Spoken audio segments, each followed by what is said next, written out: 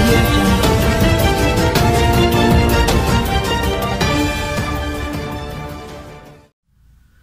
చింతమనేని ప్రభాకర్ తమ్ముడు ఏం నైట్ పెగ్గెక్కువైందా కొంచెం? నీ చెంచాగాళ్ళని నీ చెంచా అభిమానుల్ని పవన్ కళ్యాణ్ గారు బస్ చేసి హోటల్కి పంపించినావు తమ్ముడు చింతమనేని. ఇలా ఊగిపోయినావు కదా పొద్దునంతా. తమ్ముడు నా రెండో వైపు చూడకు అని. ఇదేనా రెండో వైపు? నైట్ ఒక పెగ్గెక్కు కాగానే పోరగాళ్ళని పంపించినావా మా సార్ మీదకి? పెద్ద నైట్ నాకు తెలిసి మొత్తం అంతా నిద్ర పట్టకపోవచ్చు. ఊహల్లో పోయినట్టున్నావు మొత్తం అంతా. ఏదో అయిపోయింది నేనుగా మొత్తం ఒక ఓవర్ నైట్ స్టార్ అయిపోయినా. భ్రమల్లో బతుకుతున్నావు నువ్వు మొత్తం. ఈసారి ఖచ్చితంగా నువ్వు నీ దెందులూరులోనే నువ్వేదైతే అదొక పెద్ద ఇప్పుడు ఒక నాది కోట సామ్రాజ్యం, నేను ఈ రాజ్యానికి ఛత్రపతి రాజుని అని ఫీల్ అయిపోతున్నావో ఆ కోటకి బీటలు ఖచ్చితంగా బారుతాయి ఈసారి. నీ అదృష్టవశాత్తు 2009లో నువ్వు 69,000 మెజారిటీతో గెలవడం, మెజారిటీ కాదు 69,000 ఓట్లతో గెలవడం, తర్వాత నీకు 2014లో అలయన్స్లో 92,000 ఓట్లు రావడం. ఒక్కసారి ట్రాక్ రికార్డ్ చూస్తే నీ ఓట్లు ఎందుకు పెరిగినాయి అనేది నీ గుండె మీద చెయ్యేసుకుంటే నీకే తెలుస్తాయి. అక్కడ నువ్వు పీకింది లేదు, చచ్చింది లేదు. లేనిపోని గొడవలు తీసుకొచ్చి అక్కడ జనాలకు కానీ అక్కడ ఉండే నియోజకవర్గ ప్రజలకు కానీ నువ్వు టెన్షన్ పెట్టడం తప్పితే. 2009లో నీకు 69,000 ఓట్లు పడితే, కాంగ్రెస్కి 55,000 ఓట్లు పడితే, ప్రజారాజ్యంకి 24,000 ఓట్లు పడ్డాయి. 2009లో అమాంతం నీ పర్సంటేజ్ 2009 నుంచి 2014కి అమాంతం నీ ఓట్లు ఎట్లా పెరిగినాయి అంటే 69,000 ఓట్ల నుంచి 92,000 ఓట్లకి ఎట్లా పెరిగినాయి అంటే టీడీపీ, జనసేన, బీజేపీ అలయన్స్లో అమాంతం ఎగబాకినాయి. సెకండ్ ప్లేస్లో ఉన్న వైఎస్ఆర్సీపీ 74,000 ఓట్లు ఉన్నాయి. టెక్నికల్గా చూసుకున్న ప్రజారాజ్యం పడ్డ ఓట్లు అక్కడ యాడ్ అయినవి క్లియర్గా కనపడుతున్నాయి. సరే, నువ్వు చెప్పినట్టు చిరంజీవి గారు ముఖ్యమంత్రి కాలేదు, సరే అన్ననే మేము గెలిపించుకోలేకపోయినాం, ఇవన్నీ నువ్వు చెప్పాయి. మీకున్నట్టు మాకు ఆ టైంలో చెంచా ఛానల్ లేవు, భజన ఛానల్ లేవు, జనాల్ని చిన్న విషయాన్ని కూడా డైవర్ట్ చేసి పెద్దగా చూపే లుచ్చా మీడియా లేదు.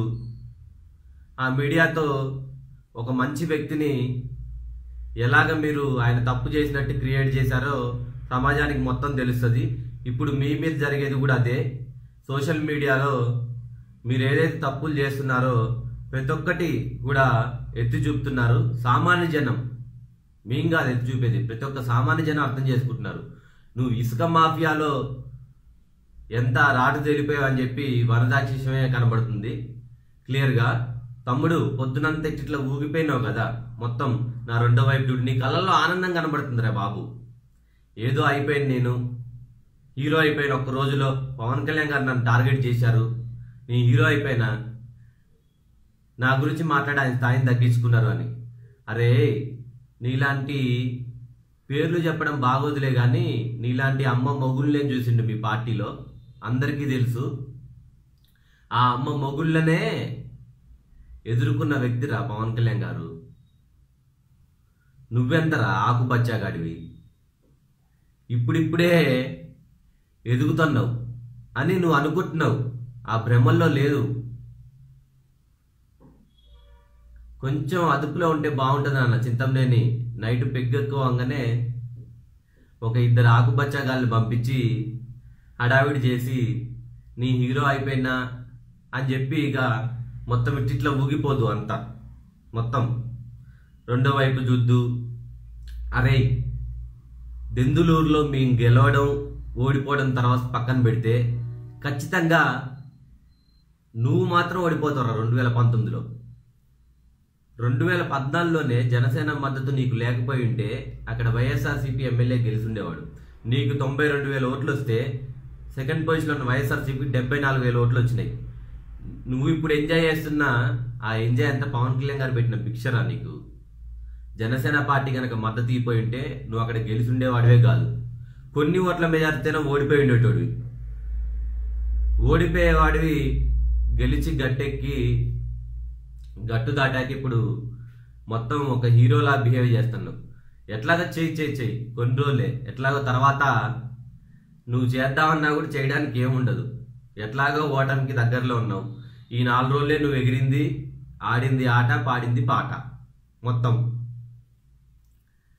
నీలాంటి బచ్చాగాలని, డాష్ గాలని ఇంతమందిని చూసుంటాం. మొత్తం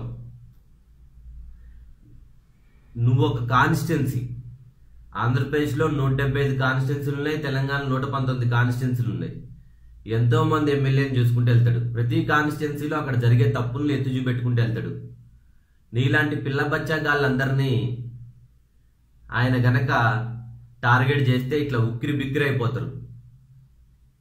ఎట్లాగో నీ ఓటమి డిసైడ్ అయింది. చింతమనేని ఇక రెడీగుండు. అపోజిషన్లో ఎప్పుడు కూర్చోలేదు అనుకుంటా.